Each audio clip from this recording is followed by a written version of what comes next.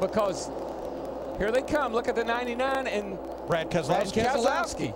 And we once again, there's that two-car draft, and look at the run. They get off turn 2. That's 10 miles an hour faster than the cars in front of them. They'll be coming to the white flag this time. It's going to get interesting because Junior cannot sit there and run second. This is his best shot at winning he's had in a while. He's not going to run second in this race, I can tell you. And is Edwards going to get to the front, or are they going to stall out before they get to Junior? They got that run, baby. And what's interesting, that's a Hendrick car running second. That's a Hendrick-related car leading the race. And that's a Hendrick-related car pushing Carl Edwards. White flag this time. Yeah, Carl Edwards from the back all day to the lead with 1 to go. 3 Chevys and 1 Ford. And it doesn't matter now. Your friends are where you find them. And from hanging out back, Carl Edwards. I'll tell you, I don't know if they can catch them. What we've seen today, 2 cars get that big a lit run on them. I don't know that the 39 and the 88 can catch them. They're in the draft of Edwards and Keselowski. He's all over you here, just you and him. Carl Edwards restarted 8th. If that 09 can stay hooked to the back of that 99, it's going to be hard to get them. It's going to be close right here at the line. Can Keselowski try to win it? I don't know. I don't think he can step out until he waits till the last second and picks up. He goes to the outside. Is Edwards going? Oh, no! He turns him. No, no. Oh, and that destroyed the front end of Newman's car. No. Edwards will not make it to the flag. Oh, Brad Keselowski won this race.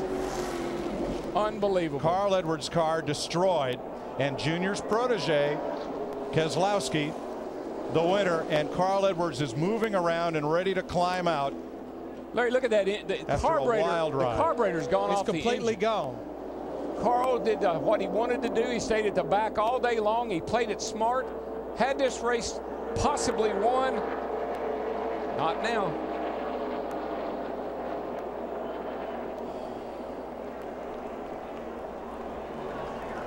Not sure where Carl's going. Maybe he thinks if he runs across the start-finish line, it'll count. That's what he's doing. That's what he's doing. He's like a you know how he is. He's an athlete, a marathon runner. I want to finish the race. And he did, yes, to a standing ovation from the crowd. Shades of Ricky Bobby.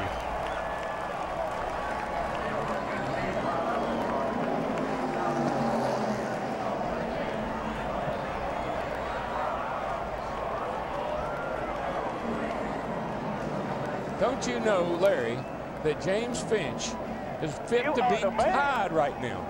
Finch owns this car.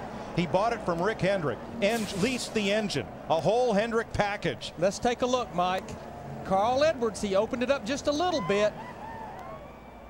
Yeah, I'm not sure. I think this is a hard lick right into the fence. I mean, that car, that looked like Bobby Allison did here in 1987.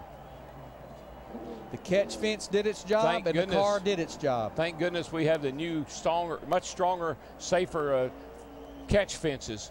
And Newman took a hard hit from Edwards as well.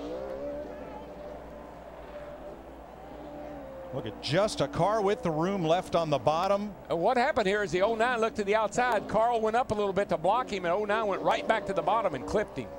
You know, the move looked a lot like the one that Brian Vickers put on Jimmy Johnson when Vickers won. Wow. But what a hit. Wow. That is 1987 all over again. Oh, my gosh. And did you see that?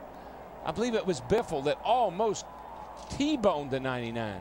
But watch. The 09's going to look to the outside where he already has. Carl went up to block him a little bit. Now he's going to come down to try to block him again. And you get one shot at it, but you don't get two. Watch this. What a lick. Oh my gosh. Unbelievable.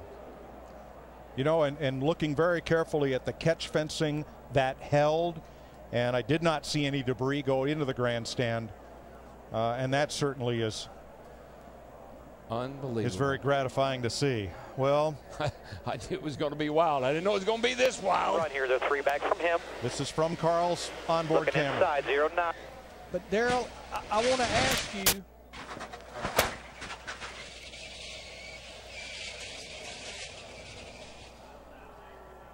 And from Dale Jr.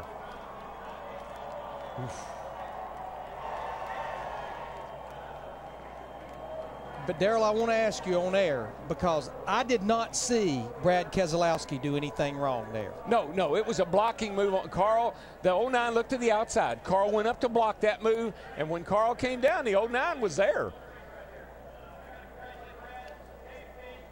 Another first-time winner at Talladega. Here's the cool-down lap. Dale Jr. and Brad Keselowski kind of getting together. Junior with a big fist pump, and whoa, Keselowski. Brad Keselowski didn't see him up there. Now everybody's going to say that Kyle Busch spun the winner out after the race, but I beg to pardon with you. Every driver dreams of his first Sprint Cup win, but when that win comes at a venue as significant as Talladega, it is something special.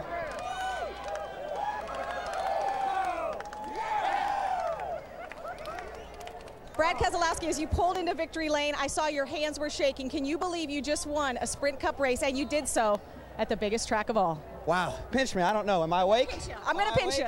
How about this team? God, how about that? All them fans out there, man, thanks for coming. This is the best show on earth. I got to apologize to Carl for wrecking him, but, man, the rule is you can't go below the yellow line, and he blocked, and I wasn't going below it. So I don't want to wreck a guy, but you're forced in that situation. So, but there's nothing else I could do. We had a lot of fun tonight. Yeah, it was that fun. I hope the fans did too, because this is NASCAR racing, and this is cool. Can you take us through that last lap and the moment you knew you just won a race as you crossed that start-finish line? Well, I kind of felt bad because I was watching Carl in my mirror wreck hard, and I hope he's okay. I feel bad about that, but, man, that's the rule. He knows the rule as well as anyone else, and he put himself in that spot, and I don't want to wreck a guy, but he put himself there. So hope he's okay, and sorry for that, but what a great Chevrolet. How about that Chevy? Man, does this thing have some smoke. Man, I can't believe it. I appreciate it. His best finish coming into this race in the Sprint Cup Series, 19th. He is now a Sprint Cup winner. Matt? When the dust settled, Dale Earnhardt Jr. came home second.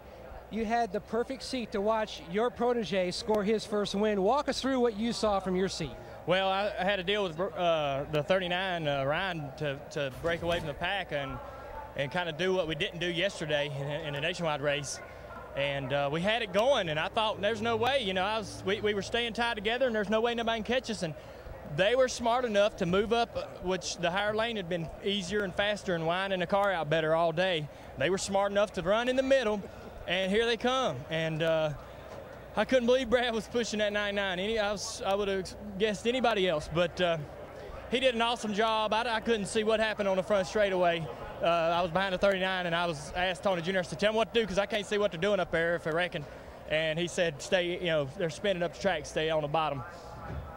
And it was a pretty hard hit that Ryan had, but I had a blast. The National Guard Amp Energy Chevrolet was running good all day long. It run up front, and I love these fans here.